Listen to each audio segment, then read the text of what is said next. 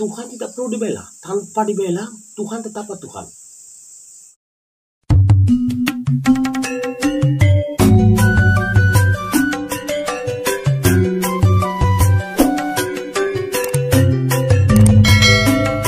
Om Swastiastu, sahabat semeton Cahaya Dharma dimanapun berada, sebangsa dan setanah air. Jadi kali ini saya narasumber Cahaya Dharma akan memberikan terkait pemahaman kepada para hipokrit. Hipokrit itu adalah para manusia-manusia atau orang-orang yang munafik. Seperti beberapa belakangan ini yang viral itu terkait penendang sesajen dan pelaku-pelaku lainnya yang mengatasnamakan pembenaran versinya sendiri seperti itu. Jadi perlu kita ketahui bersama, jika kita belajar agama, bagaimana agama itu bisa menuntut kita menjadi lebih baik. Semua agama pasti mengajarkan hal kebaikan. Cuma ini dilakukan oleh oknum-oknum yang gagal paham, ya, yang sok suci, ya, membela Tuhan. Perlu kita ketahui, Tuhan tidak perlu dibela. Tanpa dibela, Tuhan tetaplah Tuhan. Kita manusia hanya percikan terkecil saja, hanya bagian terkecil. Karena manusia masih mengalami namanya janma dukam jarang dukam anta kali maha dukam, yaitu mengalami suka duka lara dan mati atau mati. Janganlah sok-sok munafik, sok-sok suci, tapi kelakuan bejat seperti itu. Perlu kita ketahui, dalam Hindu bukanlah konsep hanya vertikal saja atau horizontal saja, tapi bagaimana vertikal dan horizontal seimbang. Artinya bukan hanya hubungan manusia dengan manusia saja atau hubungan manusia dengan Tuhan saja, tapi disinilah konsep perlu dipahami bagaimana melakukan hubungan yang harmonis dengan Tuhan, dengan Sang Pencipta, hubungan yang harmonis dengan manusia, hubungan yang harmonis sesama alam lingkungan, yaitu Trihita Karana, 3 penyebab kebahagiaan. Pasti Anda bahagia, bukan sok-sok suci seperti oknum-oknum para hipokrit itu. Jadi seperti sesajen yang ada di sana adalah seperti buah, ya, bunga dan sebagainya yang diaturkan. Ini adalah bagian dari alam. Manusia tidak bisa hidup tanpa alam. Anda bisa membuat padi, membuat padi, tidak bisa. Kita hanya membudidayakan. Padi diciptakan oleh Tuhan. Manusia hanya mengembangkan ciptaan-ciptaan Tuhan. Setelah itu dari hasil alam inilah kita akan bisa memenuhi kebutuhan hidup.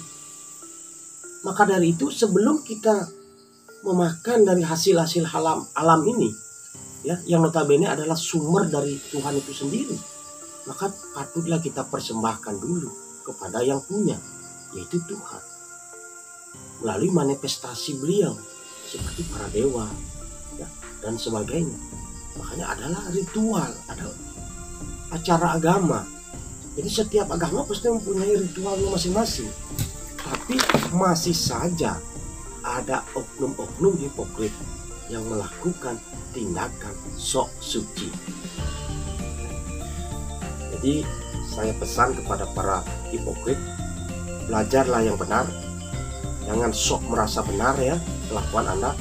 Bagaimana Anda melakukan sebuah hubungan yang harmonis sesama manusia? Anda saja tidak bisa menghargai, menghormati culture budaya yang ada, karena agama tidak lepas dari budaya. Dalam artian agama itu tidak akan mengkikis budaya atau menghilangkan budaya, tapi merangkul budaya menjadi satu berdasarkan filsafat atau kebenaran. Jadi setiap ritual acara agama itu mempunyai filosofi fatwa masing-masing. Jika Anda tak paham, mendingan diam, hargailah. Jangan sok-sok membela, sok-sok paling benar. Jadi itu saran Tiang kepada para manusia-manusia hipokrit, manusia-manusia munafik yang sok suci, ya. Berpikirlah yang lebih bijak. Jangan Anda melakukan tindakan-tindakan intoleran, ya, dan merasa paling benar, ya. Sekarang zamannya memang manusia menjalankan ego. Ego sok membela Tuhan. Anda akan mati, semua orang akan mati di dunia ini. Hanya berbekal karma kebaikan, karma kebajikan yang kita berbuat di dunia ini yang bisa membantu kita. Jika Anda tidak meyakini dengan karma, silakan Anda jalani sesuai dengan kaidah Anda. Tapi jangan sampai mengganggu pos yang lain. Itu. Jadi para pendang sesajen ini, Anda akan mendapatkan hukum. Walaupun hukum secara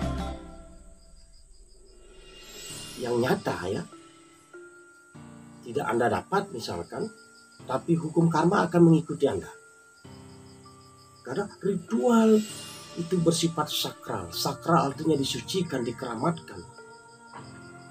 Bukan berdasarkan ini itu, tapi inilah berdasarkan sastra-sastra suci yang memang diturunkan oleh orang-orang yang sudah mencapai prana moksa dalam hal ini. Seperti para maharsi dalam agama ini. Jadi tunggu saja pembalasan karma. Maka para hipokrit, orang-orang munafik akan menuai karmanya sendiri karena perbuatannya sendiri.